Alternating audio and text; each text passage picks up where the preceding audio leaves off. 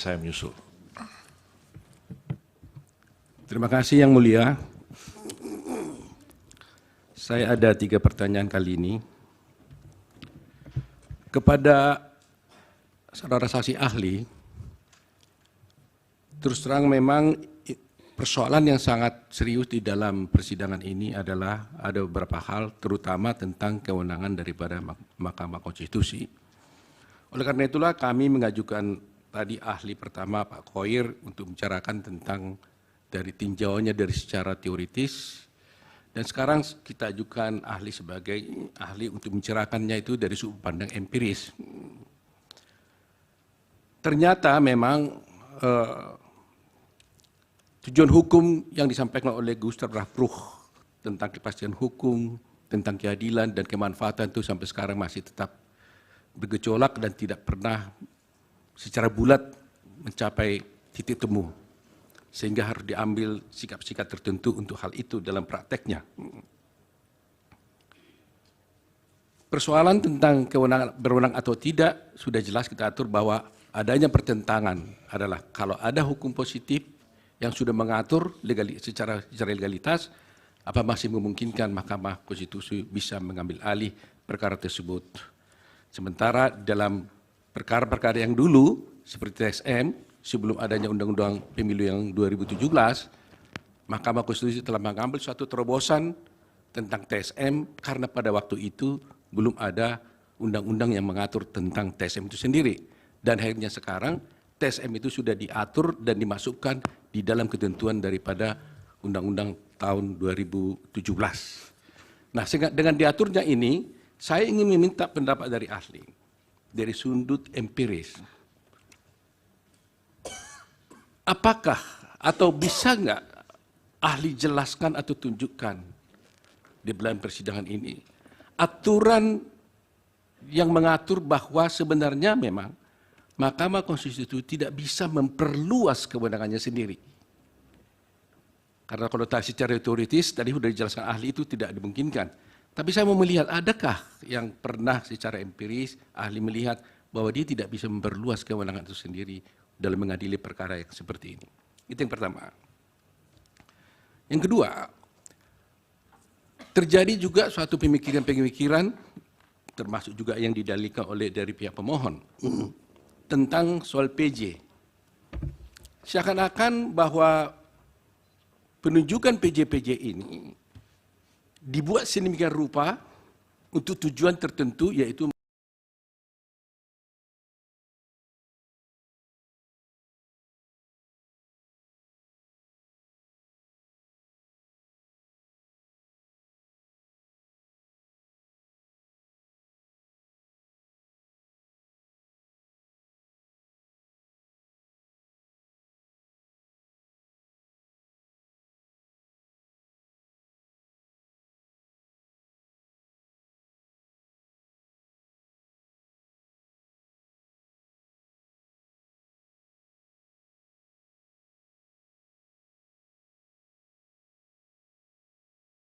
dan dianggap, dan ada menuduh itu nepotisme. Bahkan ada yang mengatakan bahwa kalau seorang PJ itu ditunjuk oleh presiden, yang notabene sebenarnya penunjukannya itu adalah diajukan oleh menteri bersama-sama dengan DPR, diajukan kepada DPR, kepada presiden. Ada anggapan mengatakan bahwa itu pasti sudah diatur bahkan dengan main mata saja, dengan gerak tubuh saja katanya kemarin, bahwa itu bisa mempengaruhi PJ itu. Padahal kita lihat faktanya, di Aceh ternyata hampir seluruh PJ itu, hampir seluruh kepala daerah dan wali kota bupati di sana itu adalah mayoritasnya PJ. Tetapi kalau 02 kalah. Dipersingkat. Ya, jadi pertanyaan saya adalah, menurut ahli, apakah ini ada semacam nepotisme sebenarnya dalam hal kaitan seperti ini karena presiden yang menunjuk daripada PJ ini? Itu yang kedua. Yang ketiga, yang terakhir, masih tetap menjadi persoalan tentang apa yang dikatakan apakah pilkada dan pilpres ini merupakan dua rezim yang berbeda. Anda tadi mengatakan itu berbeda. Tapi kami belum mendapatkan analisa yang juridis atau yang pasti kenapa sebenarnya ada perbedaan menurut ahli bahwa pilkada dan pilpres itu adalah memang dua rejim yang berbeda. Terima kasih Yang Mulia. Baik. Dilanjut. Terima kasih Yang Mulia. Saudara ahli, kalau kita membaca bab 6 dan bab 7b Undang-Undang Dasar 45, memang ada kualifikasi yang berbeda. Bab 6 itu tentang pemerintahan daerah dan bab 7b itu tentang pemilihan umum. Pilkada itu sebenarnya ditarik dari ketentuan pasal 18 yang termuat di dalam bab 6 Undang-Undang Dasar 45 tentang pemerintahan daerah. Kalau kita melihat pasal 22E dan 45 itu nampaknya pembentuk Undang-Undang Dasar menghendaki bahwa pemilihan umum itu limitatif, hanya untuk memilih anggota DPR, DPRD, Presiden Wakil Presiden, dan DPD. Sehingga saya bisa memahami pemikiran saudara ahli bahwa rejim pilkada tidak bisa disamakan dengan rejim pemilu. Nah, dalam konteks ini, kalau memang sudah terdapat perbedaan kedua rejim yang pilkada dengan pemilu ini, apakah relevan menyamakan misalnya satu poin saja dalam pilkada yang terjadi dalam berbagai putusan Mahkamah Konstitusi tentang diskualifikasi pasangan calon. Diskualifikasi calon seperti kasus Bovendigul misalnya. Sementara sampai saat ini belum pernah Mahkamah Konstitusi mendiskualifikasi pasangan calon presiden dan wakil presiden, tapi itu dimohon oleh kedua pemohon dalam perkara ini. Menurut pendapat ahli, apakah diskualifikasi dalam pilkada itu dapat begitu saja diterapkan untuk pemilihan umum presiden dan wakil presiden? Tolong dijelaskan argumentasi yang dapat saudara kemukakan. Yang kedua terkait dengan penjabat-penjabat kepala daerah ini. Tadi dikemukakan peraturan Menteri Dalam Negeri nomor 4 tahun 2003 yang menjadi dasar tentang tata cara penunjukan penjabat-penjabat kepala daerah yang ketika dimunculkan nampaknya tidak banyak perdebatan, tapi sekarang jadi perdebatan. Tentu ini adalah latar belakang politik, bukan sekedar perumusan norma prosedur penunjukan PJ-PJ di dalam Peraturan Mendagri nomor 4 tahun 2003 itu. Menurut pendapat saudara ahli, apakah memang dengan rumusan-rumusan yang ada di dalam Permendagri nomor 4 tahun 2023 itu memang dimungkinkan atau membuka peluang bagi presiden untuk menggunakan ketentuan-ketentuan itu untuk kepentingan politiknya sendiri. Seperti misalnya anggapan bahwa Permen Dagri nomor 4 2003 itu dapat digunakan oleh presiden dalam menunjuk pejabat-pejabat kepala daerah yang bersimpati atau dapat memberikan dukungan bahkan lebih jauh akan memenangkan pasangan calon presiden nomor 2 Prabowo Subianto dan Gibran Rakabuming Raka. Mohon dijelaskan saudara ahli. Dari pemohon nomor 1. Terima kasih Yang Mulia. Pertanyaan pertama buat teman saya Haji Margarito Kamis. Oh belum Haji? Dia aja tuh. Tapi yang jelas hari ini hari Kamis, ya kan? Karena itu menyala beliau. Pertanyaan pertama adalah, tadi beliau mengatakan soal risalah, ya, risalah Undang-Undang Dasar 1945, proses amandemen, yang beliau katakan bahwa kalau kita lihat risalah itu beda antara pemilihan umum dan pilkada. Tadi begitu ya, kurang lebih ada Selamat Effendi Yusuf dan lain sebagainya. Ini ada risalah, ini ada putusan MK. Putusan terakhir tentunya yang kita acu. putusan tahun 2022 nomor 85. Kalau ada dua hal itu, kita tahu kan itu short untuk interpretasi konstitusi. Kalau ada risalah yang Anda yakini dan kemudian ada putusan, mana yang akan Anda acu kalau Anda kemudian harus menafsirkan sebuah ketentuan? Itu satu. Yang berikutnya adalah Anda mengatakan bahwa tidak ada ketentuan lain di dalam undang-undang pilkada itu soal penentuan penjabat. Pokoknya presiden bisa menggunakan implied power-nya untuk menunjuk siapapun yang dia mau. Begitu ya? Kurang lebih. Pertanyaan saya, apakah soal penjabat ini eksis juga ketentuan pasal 18 yang mengatakan gubernur, bupati, wali kota dipilih secara demokratis? Ya, kalau demokratis kan tidak bisa sembarangan. Apakah eksis juga? Yang kedua, apakah tidak eksis juga, tidak eksis yang namanya tata kelola pemerintahan yang baik, good governance dan clean government dalam penunjukan setiap penjabat? Di situ kan ada juga prinsip-prinsip transparansi, terbuka dan lain sebagainya. Kemudian, bagaimana kalau seandainya ada perintah dari Mahkamah Konstitusi dalam putusan nomor 15 PUU 2022 ya, dan 67 2021 meminta pemerintah membuat peraturan pelaksanaan undang-undang pilkada yang transparan, akuntabel dan demokratis terkait juga dengan pembentukan atau pemilihan penjabat-penjabat tersebut. Apakah putusan tersebut diabaikan saja karena saya punya implied power sebagai Presiden Republik Indonesia? Itu pertanyaan saya, Pak yang belum haji, Saudara Margarito Kamis. Terima kasih. Dari yang lain cukup?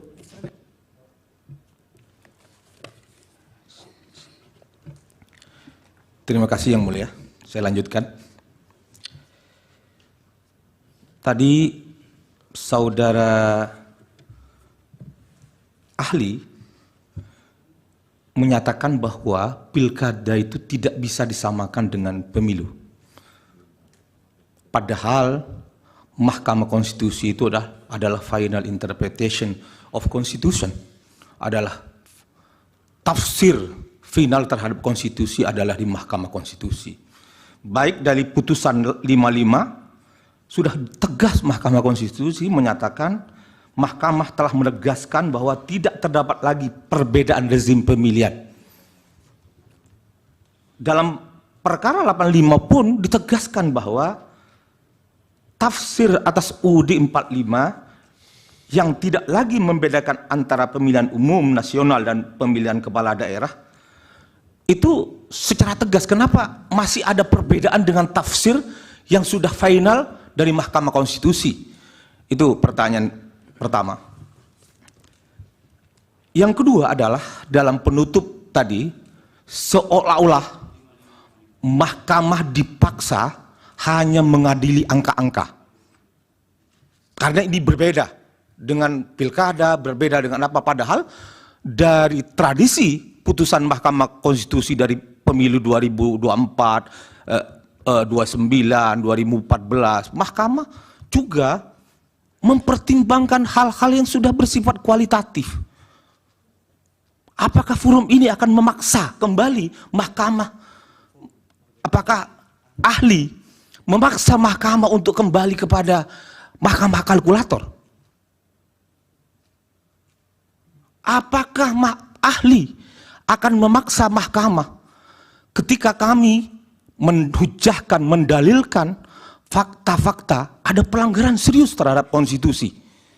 Pelanggaran serius mana telah sungguh-sungguh merobek dan mengancam runtuhnya demokrasi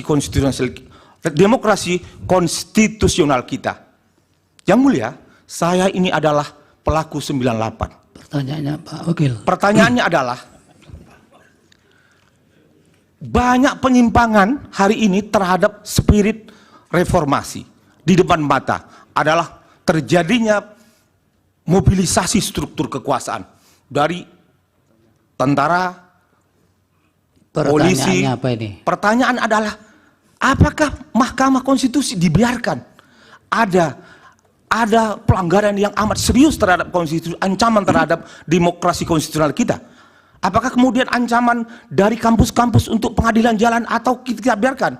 Pertanyaannya berkaitan dengan hujah dari yang disampaikan oleh ahli yang kedua itu, Prof. Khairi tadi, ada Khairi berkaitan dengan darul mafasid muqaddamun alal jalbil masolih. Di depan kita ada nampak kerusakan yang luar biasa. Apakah ahli akan meminta Mahkamah Konstitusi untuk membiarkan kerusakan yang luar biasa itu? Itulah Ya, yang sudah cukup, mungkin ya. ahli jelaskan. Terima kasih. Baik, itu teman Pak Wakil Kamal pakai kacamata hitam sakit? Oh. Kalau sakit tidak apa-apa. Iya. Kadang-kadang kan anak muda suka hanya tampilnya kurang tepat, Ya, silakan dipakai kalau sakit. Dari pemohon 2? Ada yang mau ditanyakan? Ada yang mulia. Tapi agak kurang komunikatif saya dengan ahli Margarito ini karena ketutupan nama tiang ini, nama mimbar ini. Saudara ahli, kita sama-sama tahu adanya putusan MK nomor 90. Kemudian kita juga sama-sama tahu ada undang-undang tentang kekuasaan kehakiman. Di dalam undang-undang tentang kekuasaan kehakiman itu secara tegas dinyatakan seorang hakim apabila ada benturan kepentingan harus mengundurkan diri. Kemudian terkait dengan undang-undang, dan dalam undang-undang tentang kekuasaan kehakiman itu juga disebutkan bahwa hakim konstitusi juga adalah hakim sebagaimana dimaksud di dalam undang-undang tentang kekuasaan kehakiman. Oke. Kemudian ketua, sehingga lahirlah putusan nomor 90. Berarti putusan MK 90 itu selain melanggar undang-undang tentang kekuasaan kehakiman, juga kental sekali dengan nepotisme. Bahkan di dalam undang-undang tentang kekuasaan kehakiman itu disebutkan akibatnya bisa berakibat batal demi hukum, sehingga tidak perlu dibatalkan. Itu satu. Yang kedua, berdasarkan putusan MK yang itu tadi, yang saya sebutkan tadi, kemudian mendaftarlah pasangan calon nomor 02, nomor urut 02, yaitu Prabowo dan Gibran. Pada saat pendaftaran itu belum ada perubahan atas PKPU. Masih menggunakan PKPU sebelumnya yang kalau dilihat dari PKPU itu tidak memenuhi syarat, yaitu umur 40 tahun. Padahal yang namanya perubahan atau mengundangkan PKPU itu harus dengan persetujuan DPR RI, dalam hal ini Komisi 2 DPR RI, kemudian diundangkan. Itu prosedur itu belum, tidak dilaksanakan. Maka tapi mendaftarlah pasangan ini. Terkait dengan hal itu, pertanyaan saya, kalau saya kaitkan dengan pernyataan dari Yang Mulia Hakim anggota Mahkamah Konstitusi, bahwa negara kita adalah negara hukum yang berdasarkan Pancasila. Ini dalam maknanya.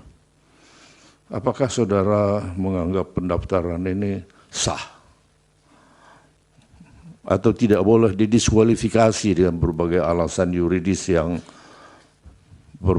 seringkali saudara pertahankan itu. Dan kita sering sekali berdiskusi, bahkan berdebat di berbagai stasiun televisi, saudara menyatakan hal itu. Nah, saya agak meragukan terkadang dengan pernyataan-pernyataan saudara ini. yang terkadang tidak konsisten. Seperti misalnya, pada tanggal 5 Maret 2024, saudara mengatakan bahwa Pilpres 2024 sama seperti Pilpres 2019. Berapa hari kemudian, tanggal 22 April 2019, saudara mengatakan 2024, pelaksanaan pemilu kali ini jauh lebih buruk dari pemilu-pemilu sebelumnya, bahkan lebih buruk dari pemilu di era Orde Baru.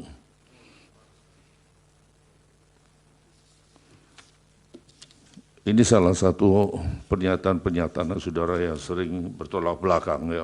Tanggalnya tadi Pak Henry. Kemudian Tanggalnya agak pertanyaannya, 22 April 2024 atau Maret yang terakhir. tanggalnya Kan ini kan baru di tanggal 22 April 2019. baik. Ia mengatakan bahwa pertama di Maret 2024 mengatakan Pilpres 2024 sama dengan Pilpres 2019. Sama seperti itu. Tapi di 2019 dia mengatakan bahwa pelaksanaan pemilu kali ini jauh lebih buruk dari pemilu sebelumnya.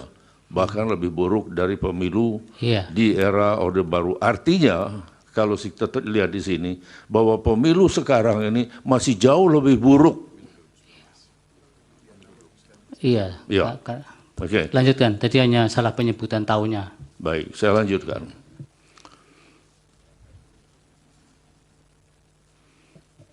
Ini siapa yang lanjut? Sementara dari saya cukup, ya Allah. Mungkin Silakan. lanjutkan waktu teman yang lain. Izin melanjutkan yang mulia. Silakan. Ya, saudara ahli, kita tahu di dalam pasal 286 Undang-Undang Pemilu itu mengatur tentang permasalahan pelanggaran yang bersifat terstruktur, sistematif, dan masif, TSM. Nah, di situ disebutkan bahwa pasangan calon anggota DPR, DPD, DPRD Provinsi, DPRD Kabupaten Kota, pelaksana kampanye dan atau tim kampanye dilarang menjanjikan dan atau memberikan uang atau materi lainnya untuk mempengaruhi penyelenggara pemilu atau pemilih. Nah, jika ya, di dalam kenyataannya dilakukan oleh yang tidak termasuk di dalam pasal ini gitu, misalnya presiden atau menteri gitu ya memberikan materi katakanlah bansos gitu. Nah, apakah bisa diperiksa di Mahkamah Konstitusi ini gitu. Karena pada kenyataannya ya, laporan-laporan yang telah dimasukkan ke Bawaslu itu ternyata tidak diregister, bukan merupakan pelanggaran gitu ya. Banyak temuan di lapangan, misalnya beras bulog yang di atasnya ada stiker paslon 02, itu kemudian tidak dianggap sebagai sebuah pelanggaran gitu ya, dan itu terjadi secara masif. Ya. Bagaimana mengatasi itu gitu? Ya, apakah ini ada kekosongan hukum? Ya. Merujuk pada putusan MK nomor 57 PHPU 56 Romawi tahun 2008 mengatakan menurut Undang-Undang Dasar 1945 peradilan harus menganut secara seimbang asas keadilan, asas kepastian hukum, dan asas manfaat sehingga mahkamah tidak dapat dipasung hanya oleh bunyi undang-undang, melainkan juga harus menggali rasa keadilan dengan tetap berpedoman pada makna substantif undang-undang itu sendiri. Nah, bagaimana menurut ahli? Apakah MK bisa menerima atau memutus permasalahan seperti ini? Terima kasih Yang Mulia. Dari KPU, dari Bawaslu tidak. Ngantuk ya Pak Ketua itu. Ada. Ada, silakan. Saudara ahli, dalam konteks historis, perbedaan tentang pilkada apakah masuk dalam rejim pemilu atau tidak, ini bergulir secara dinamis ya. Pada mulanya memang Mahkamah Konstitusi menyatakan bahwa pilkada bukanlah pemilu, melainkan berada dalam rejim pemilihan yang dipilihnya secara demokratis. Akibatnya terdapat perbedaan regulasi yang mengatur antara pilkada dan pemilu. Sebagai pijakan bagi penyelenggara pemilu termasuk oleh Bawaslu yang tertuang lebih lanjut dalam peraturan Bawaslu. Namun dalam perjalanan terdapat putusan Mahkamah Konstitusi yang menyatakan bahwa pilkada merupakan rejim pemilu. Nah, dalam konteks ini, apakah Bawaslu sebagai lembaga yang mengawasi penyelenggara pilkada 2024 dapat menggunakan regulasi yang mengatur pemilu, bahkan undang-undang pemilu untuk menyelesaikan berbagai persoalan yang terjadi dalam pilkada. Nanti mohon ahli bisa pencerahannya dalam konteks perspektif historis yang tadi saya sampaikan. Demikian. Baik, dari Hakim yang mulia Pak Arsul. Terima kasih yang mulia Pak Ketua. Terima kasih Pak Dr. Margarito Kamis, sahabat saya ini, partner in crime. Gitu ya. Buat saya ikhtilafu umati rahmat. Perbedaan pendapat di antara kita itu rahmat, bukan laknat. Karena itu saya menghormati pendapat yang tadi disampaikan oleh Pak Dr. Margarito. Tetapi saya melihat memang konsistensi itu menjadi amat penting bagi seorang ahli. Nah, dalam konteks ini, kalau tadi ahli Pak Margarito itu mengkritisi MK, kalau tidak menerapkan secara tekstual apa adanya, apa yang menjadi kewenangan MK ya dalam undang-undang pemilu, ya. Tetapi saya melihat hal yang sebaliknya ketika Pak Margarito juga mengkritisi putusan-putusan MK terkait dengan sengketa pilkada tahun 2020. Ketika MK menerapkan ya apa adanya pasal 158 Undang-Undang Pilkada. Ya.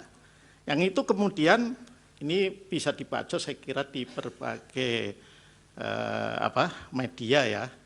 Ya, ini yang saya ambil yang dikutip oleh Antara. MK menerapkan terkait dengan mana yang bisa diajukan tentang perbedaan yang 2% itu suara. Ya. Itu dianggap oleh Pak Margarito bahwa, ya, ini saya bacakan saja ya, apa yang terkutip. MK hanya pakai pasal 158 doang. Akhirnya begitu, seperti kemarin itu, berguguran semua, hari ini pun akan keguguran lagi. Akhirnya kecurangan tidak terdeteksi. Margarito pun mengingatkan MK untuk kembali ke hitohnya sebagai benteng terakhir para pencari keadilan dengan mengesampingkan pasal 158 itu. Harus dikesampingkan. Menurut saya sebetulnya tanpa perlu revisi pun MK atas nama keadilan berhak meninggalkan pasal itu. Nah, saya mohon klarifikasi ini perbedaan posisi yang diambil antara ketika mengkritisi putusan pilkada dengan mengkritisi putusan MK yang terkait dengan pemilu, supaya clear bagi mahkamah agar keterangan ahli itu bisa punya nilai yang lebih kuat untuk dipertimbangkan. Terima kasih Pak Ketua. Pak Barep. Ya, ini saya memang hari ini ditugasi untuk banyak bicara oleh Pak Ketua. Bobong ketemu para ahli. Saya senang sekali ketemu Pak Margarito yang sering juga jadi ahli di mahkamah. Tapi ini kebetulan hari Kamis, mesti pendapatnya bagus. Mohon maaf Pak Margarito. Begini, jadi ada putusan mahkamah yang mengatakan bahwa tidak ada perbedaan lagi antara pemilihan umum, rezim pemilihan umum dengan rezim pilkada. Itu satu. Kemudian yang kedua, putusan mahkamah itu sebetulnya, kebetulan saya ikut memutus perkara itu. Ya. Nah, dalam putusan itu, kita sebetulnya sudah melakukan penafsiran, baik penafsiran secara sistematis, penafsiran secara gramatikal, penafsiran secara historis, dan sebagainya. Kita sudah melakukan upaya-upaya penafsiran yang komprehensif. Akhirnya menemukan rumusan konklusi yang demikian. Tapi saya terima kasih, rumusan yang konklusi yang demikian itu dikatakan tidak valid. Nah, kemudian begini, saya akan mengajukan pertanyaan. Kita mahkamah sudah mempertimbangkan, salah satunya adalah pembicaraan yang terjadi di MPR pada waktu mengubah konstitusi. Baik original intent atau melalui penafsiran yang lain. Nah, sekarang yang digunakan oleh Pak Margarito untuk menegasikan putusan Mahkamah Konstitusi itu menggunakan penafsiran original intent yang mengutip pendapatnya sahabat saya, almarhum Pak Slamet Effendi Yusuf. Nah, kalau menurut saya, apakah sekarang berdasarkan penafsiran-penafsiran itu kita sudah memutuskan dan mengkonklusikan begitu. Tapi kemudian sekarang kita diajak kembali untuk ke arah original intent pendapat Mas Slamet Effendi Yusuf. Nah, ini gimana? Kalau menurut Pak Margarito Komes, tinggi mana pembicaraan seorang anggota atau dua orang anggota MPR dengan apa yang sudah diputuskan oleh mahkamah. Karena putusan mahkamah dikatakan tidak valid, menegasikan atas dasar salah seorang pendapat salah seorang anggota MPR. Yang itu juga masih perdebatannya masih panjang. Ada original intent yang di pendapatnya Pak Dr. Haryono yang pernah jadi Hakim Mahkamah Konstitusi, dan ada pendapat-pendapat yang lain yang kemudian sebetulnya sudah kita sarikan, akhirnya konklusinya sebagaimana putusan Mahkamah Konstitusi. Terima kasih. Terima kasih Prof. Dari Prof. Saldi. Terima kasih Pak Ketua. Pak Margarito. Halo. Jangan terlalu serius dengan catatan itu. Saya senang ya tadi Pak Margarito mulai dengan statement Prof. Yusril guru saya. Satu, nanti akan saya sambungkan. Yang kedua, sebetulnya kemarin ketika kita sudah melihat list nama yang diberikan oleh kuasa hukum pihak terkait, ada nama Pak Margarito, kita bilang semuanya seragam. Wah, ini hari Kamis besok nih pasti akan jauh lebih cemerlang pendapatnya Pak Margarito. Karena biasa jadi ahli di sini kalau hari Kamis itu kelihatan begitu. Tapi kalau hari-hari lain tuh enggak secemerlang yang hari Kamis itu. Karena ini kesesuaian nama dengan hari saja itu Pak Margarito. Saya masih ingat sebagai seorang murid Profesor Yusril, mungkin Pak Margarito belum mengambil semua ilmu beliau menurut saya. Nah ini, saya masih ingat perdebatan-perdebatan Profesor Yusril dengan almarhum Profesor Harun Ar-Rasyid tahun 2000, 2001, 2002. Berkait dengan TAP MPR. Ketika itu Prof. Harun menegasikan TAP MPR itu sebagai sumber hukum ya, Prof. Yusril ya.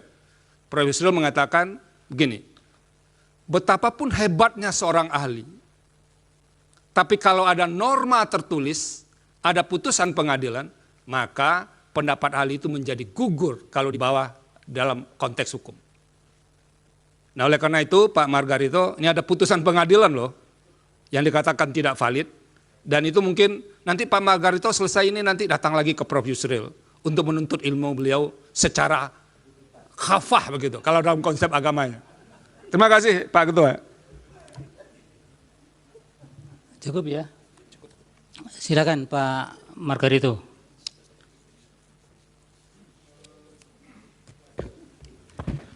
Saya akan mulai dengan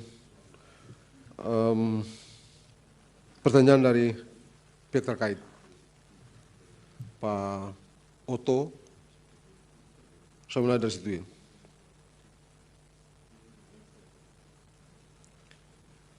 Apakah MK bisa melampaui dan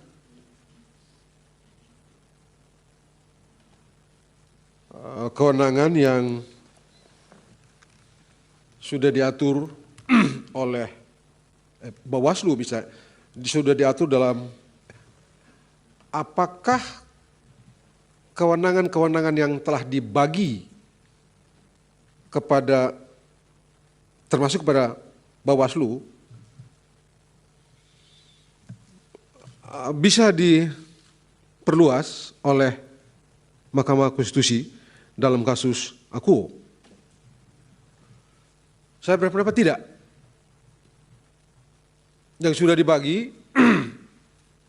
misalnya itu ada laporan, ada pelanggaran proses, sengketa administrasi, misalnya selesaikan di Bawaslu, tidak ke MK. Intinya yang sudah ditegaskan, sebut saja sengketa proses itu wewenangnya Bawaslu, selesaikan Bawaslu. Apa konsekuensinya kalau sudah tahu itu sengketa tidak dilaporkan atau tidak diajukan sengketanya ke Bawaslu? Saya berpendapat orang yang merasa dirugikan itu melepaskan haknya, tunduk dan terikat pada seluruh konsekuensi hukum yang timbul dari akibat melepaskan hak itu. Begitu yang mulia. Satu.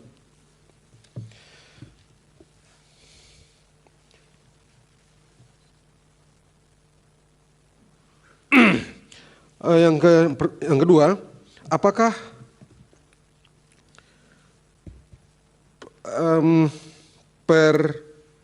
pengangkatan penjabat-penjabat gubernur, bupati, dan wali kota itu dimaksudkan untuk memenangkan, sebut saja, Pak Prabowo dan Pak Gibran dalam Pilpres? Saya berpendapat tidak. Bagaimana caranya memenangkan orang itu dengan cara mengangkat pejabat gubernur, terus Pak Prabowo dengan Pak Gibran menang? Bagaimana caranya? Satu. Yang kedua, ini perintah undang-undang. Kalau tidak diangkat karena takut nanti penjabat-penjabat itu akan memenangkan atau menyalahgunakan wewenang atau apapun yang dapat disebut atau disamakan dengan itu, terus tidak diangkat hanya karena takut akan dituduh untuk memenangkan Pak Prabowo dengan Pak Gibran. Terus apa yang mesti dilakukan? Dan kalaupun terjadi dalam kenyataan real, konkret, itu terjadi tindak tanduk yang dinilai menguntungkan, tindak tanduk itu harus diperiksa. Tidak boleh ngomong-ngomong, harus diperiksa oleh aparatur yang diberi wewenang untuk memeriksanya. Sepanjang tidak ada itu, kalau urusan persepsi, oh silakan aja. Karena politik kan urusannya persepsi. Dalam hukum urusannya bukti. Supaya orang itu kita dapat secara meyakinkan secara hukum mengkualifikasi tindakan orang itu sebagai tindakan yang memberikan keuntungan kepada, sebut saja 02, pasangan Pak Prabowo dengan Pak Gibran, maka itu orang harus diperiksa. Kalau tidak diperiksa, Anda terima. Kalau cuma ngomong-ngomong, nggak bisa ngomong. Ngomong-ngomong itu tidak punya nilai apa-apa. Jadi sekali lagi, apalagi misalnya ada kenyataan empirik, sebagaimana disebutkan oleh Pak Oto tadi,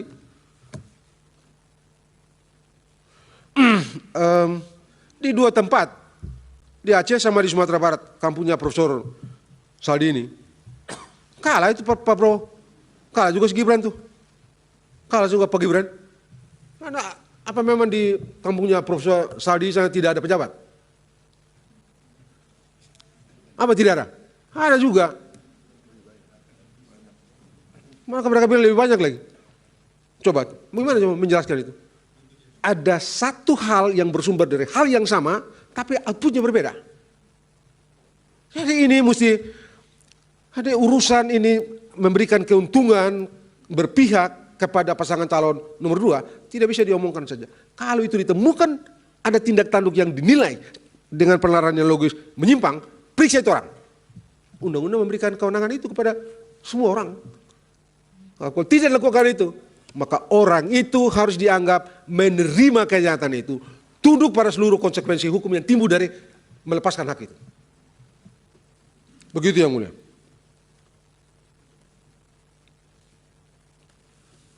Yang ketiga,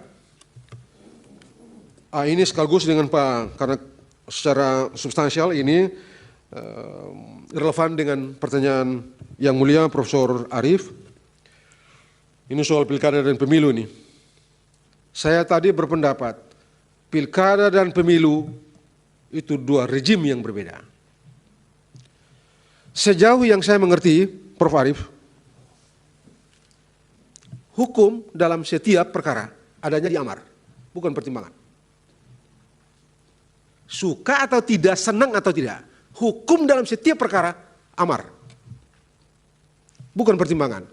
Pertimbangan fundasi amar, bukan amar. Jadi, ya itu pendapat. Sejauh yang saya baca, pendapat penyamaan pilkada dan pilpres itu dipertimbangkan. Sama dengan seolah-olah ditafsir orang di luar perintah mahkamah kepada presiden untuk bentuk peraturan pemerintah. Padahal itu ada di pertimbangan. Teksnya juga bentuk peraturan perundangan, bukan peraturan pemerintah. Bagaimana kita bilang peraturan perundangan itu sama dengan peraturan pemerintah? Spesifik pemerintah? Tidak. Jadi sebenarnya kalau toh itu diberikan, katakanlah itu kalau itu di amar putusan, teks peraturan perundangan itu, kalau ada teks itu, berikan diskresi kepada presiden, pilihan untuk memilih satu di antara beberapa bentuk hukum yang tersedia dalam sistem hukum kita. Dan bentuk hukum apapun yang dipilih oleh presiden sah. Yang mulia Profesor Arief, karena ini berkaitan sekaligus tadi itu, Prof, saya tidak menunjuk Slamet, almarhum Slamet Effendi Yusuf itu. Saya menunjuk putusan pertimbangan yang dipakai di Mahkamah Konstitusi itu justru menunjuk putusan pendapatnya Profesor Pak Slamet. Perdebatan itu panjang, saya kutip kok di dalam sini. Banyak itu perdebatan, ada Rosnaniar, ada Rosnaniar, ada beberapa orang, banyak perdebatan itu. Kalau itu ditelusuri seluruhnya, itu pun cuma di perdebatan di pasal 22E itu melahirkan pasal 22E. Padahal soal itu juga dibicarakan dalam pasal 24E yang melahirkan pasal 24C. Jadi kalau menyimpulkan kewenangan Mahkamah Konstitusi mengadili pemilu hanya dengan menunjuk pada pemilu, perdebatan mengenai pemilu, bagi saya tidak valid. Dengan segala hormat saya pada yang mulia Profesor Arief, tidak valid. Dari segi cara menarik kesimpulan, keliru. Premis mayor dan premis minornya tidak tepat. Begitu yang mulia. Jadi sekali lagi, pilkada dan pemilu itu dua hal yang berbeda. Tidak bisa disamakan. Karena tidak bisa disamakan, hal-hal yang urusan pilkada, pilkada aja. Jangan gabung dengan pilpres. Jangan mahkamah ini ambil hal-hal pilkada itu putuskan pakai dasar untuk putus pilpres ini. Salah.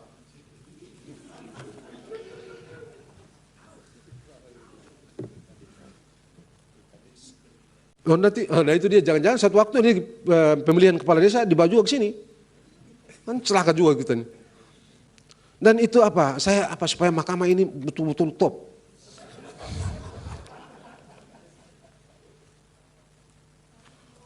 Oh iya, soal urusan diskualifikasi ini.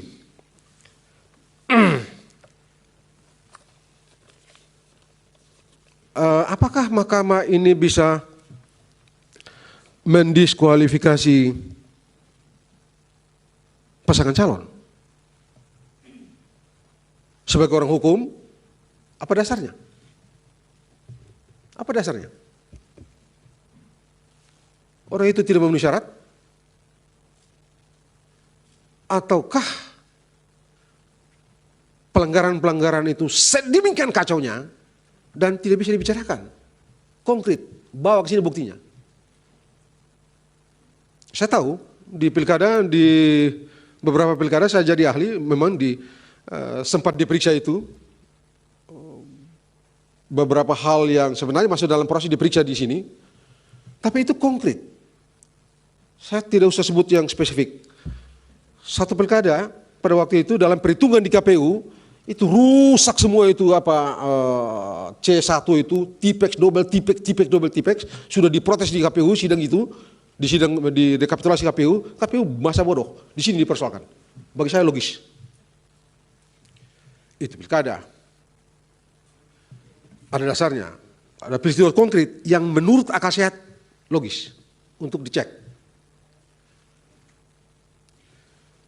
Sekarang kembali ke pertanyaan Prof. Yusril, ini guru saya. Saya itu sebenarnya dulu mau ambil hukum ekonomi, ketemu Pak Yusril bilang, nggak usah, satu waktu nanti tata negara itu penting, kamu jadi orang tata negara saja. Nanti saya bantu kamu memberikan rekomendasi, kamu masuk ke tata negara. Ya sudah, kita bikin lagi, saya bikin tuh proposal di pramuka di pojok tuh. Kan dari kampung, Prof. Ini gara-gara Prof, ya sudah. Nah, setelah itu, selesai doktor, ikut lagi beliau ke Seknek. Beliau berhenti, saya berhenti juga. Iya benar. Beliau berhenti dari Seknek, saya berhenti juga. Saya bilang, Prof, beliau nggak mau saya keluar dari Seknek. Saya bilang, enggak Prof, saya yang diajarkan oleh orang tua saya, orang yang membawa saya, saya tidak bisa tinggalkan orang yang membawa saya dalam keadaan susah. Jadi Prof berhenti, saya berhenti juga. Berhenti saya. Benar, saya bilang sama Prof. Dilanjutkan jawabannya. Baik. Jadi tidak bisa didiskualifikasi. Suka atau tidak, senang atau tidak. Saya selalu mengatakan hukum tidak ada urusan dengan suka dan tidak suka. Hukum memaksa kita untuk objektif. Hukum mengharuskan kita untuk objektif. Sebab kalau suka dan tidak suka, rusak. Ya sudah waktunya Pak Margarito sudah mau habis. Yang tidak konsisten tadi dijawab. Yang tidak konsisten. Tadi Prof. Sadi sudah jawab. Pak Arsul, Pak Henry Iya, kan Pak mengatakan Sadi, Anda tidak. oh iya. Silakan jawab. Saya mulai dulu dari Prof. Saldi. Apakah dengan pendapat saya itu Mahkamah berubah? Mahkamah berubah. Apakah dengan pendapat saya itu Mahkamah berubah? Tidak kan? Apakah dengan pendapat saya itu norma berubah? Tidak. Saya mesti berpendapat. Dan karena itu saya ikuti. Karena tidak pernah berubah tadi pun, ya sebegini sikap saya. Tidak berubah. Saya kan di perdebatan mengenai putusan MK 90 itu, saya bilang mau 1000 sarjana hukum mengatakan putusan itu tidak sah. Sah itu putusan. Putusan itu saya bisa dikoreksi dengan putusan. Tidak ada dengan cara lain. Jadi begitu Prof. Saldi. Kemudian abang saya, Pak Henry, hormat. Yang terakhir itu 1000% bohong. Salah itu. Itu orang bolak-balik itu. Tidak. Yang saya bilang pilkada 2024 lebih buruk itu 1000% bohong. Orang ngarang-ngarang itu. Kalau Pak Henry sangkal itu, maju ke depan, kita berdua ambil Al-Quran sumpah. Siapa yang bohong, mati dia. Keluar dari sini mati. Karena itu bohong itu. 1000% bohong.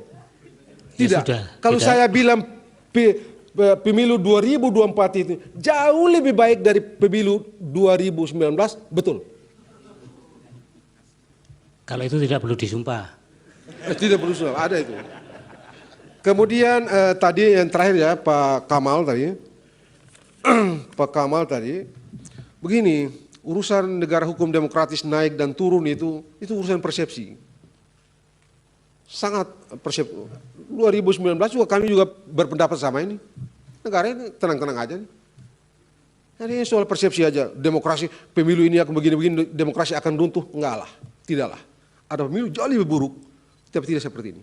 tidak mengakibatkan negara hukum turun kualitas. Enggak. Demokrasi ini kan barang yang tidak memiliki bentuk akhir. Sesuatu yang terus-menerus berproses. Jadi karena dia terus-menerus berproses, bagaimana caranya menentukan dia naik atau turun? Terakhir Pak Refli tadi, saya merasa penting untuk menjawab ini putusan Pak Refli, pertanyaan Pak Refli ini. Risalah dan putusan. Oh, risalah itu bukan hukum kok. Bagaimana bisa dia dibandingkan dengan putusan? Dan kalau putusan amar, hukum dalam putusan itu amar, hukum dalam putusan itu amar, bukan di dalam pertimbangan. Pertimbangan cuma memberikan fondasi. Ya, bagaimana caranya membandingkan itu? Orang satu bukan hukum, satu hukum, membandingkan dua hal yang berbeda.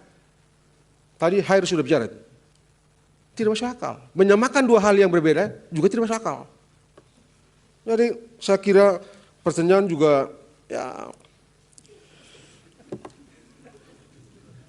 Kemudian mengenai pengangkatan pejabat demokratis bla bla bla segala macam ini. Ini demokratis ini barang ini sudah dibicarakan dari zaman Yunani kuno sampai sekarang ini begitu. Aristoteles kan jelas ini. Ini bentuk pemerintahan yang tidak bagus.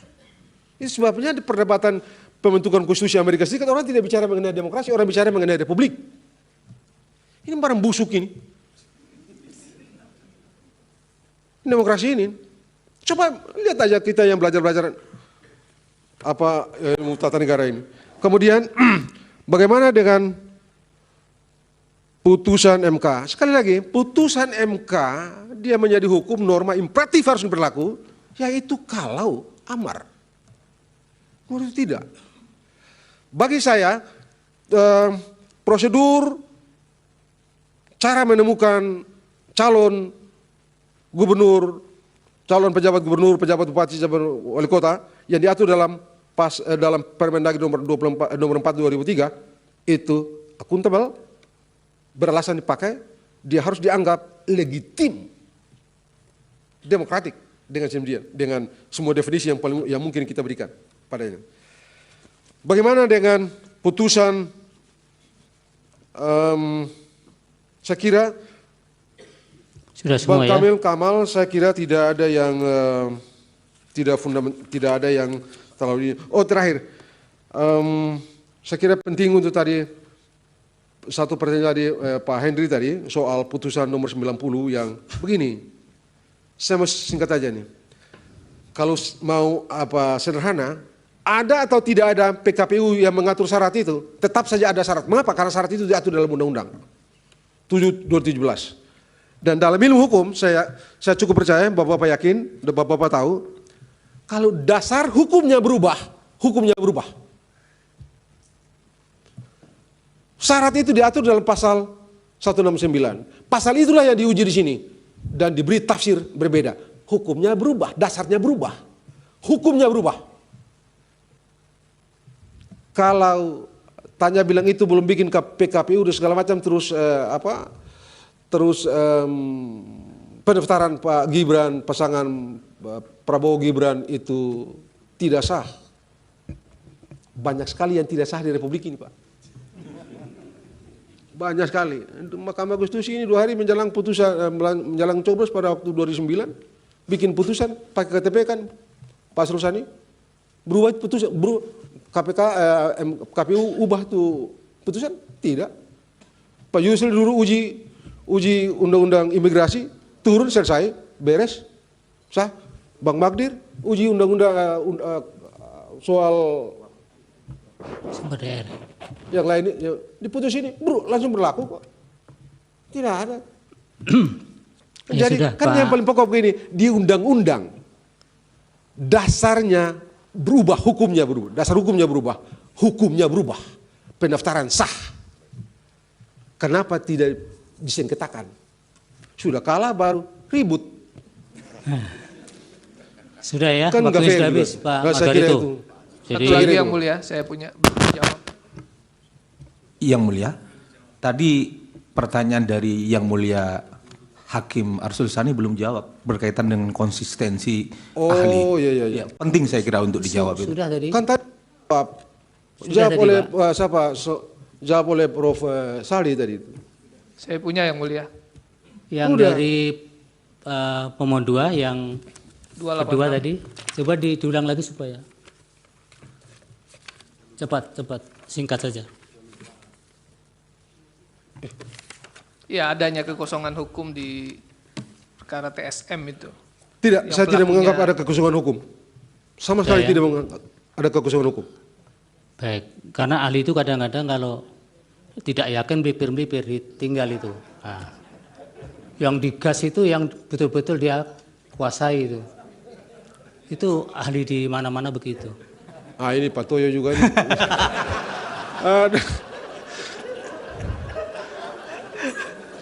Ini belum tidur Pak Toyo dari jam 3. Oke. Sekarang tadi panggil saya tidur di luar Iya. sana. Waktunya sudah habis, jadi tidak ada dialog lagi. Baik. Tapi yang paling penting Pak Margarito bahwa putusan MK itu satu kesatuan antara pertimbangan dengan amar. Itu supaya publik tahu. Tidak ada lagi waktu untuk Enggak fair membantah juga itu. Silakan, waktu sudah habis. Terima kasih Pak Margarito. Mudah-mudahan keterangannya bermanfaat untuk pengambilan putusan ini. Amin. Makasih banyak. Sebelum Pak Margarito meninggalkan tempat, saya izin Pak Ketua. Saya mengatakan 1-2 patah kata. Pak Margarito, terima kasih atas nasihatnya kepada Mahkamah supaya Mahkamah Konstitusi top. Terima kasih banyak. Assalamualaikum warahmatullahi wabarakatuh. Waalaikumsalam.